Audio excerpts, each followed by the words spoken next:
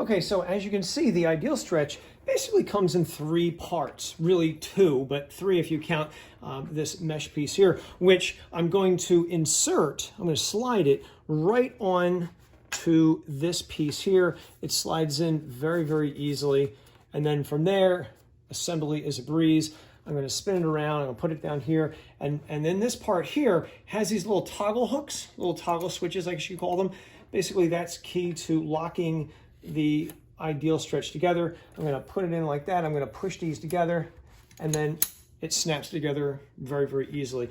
I've only used the first little hole here to adjust it. Your length will be different depending on how tall you are, but for someone who's around 5'10", 6 foot, probably the first hole will make it long enough for your leg length, and then it's just a matter of inserting your leg through the ideal knee. You're going to adjust this mesh part so that it is just a little bit below your knee. It's not going to be on the knee, it's going to be a little bit below the knee, and then this part here will go against your Achilles tendon, and then you're going to pull back on this part here, and that's going to allow you to adjust your hamstring length and do really good flexibility exercises. So that is basically it. As you can see, assembly took me about 1 minute or so to put together, so you're not going to have any trouble with the ideal stretch putting it together.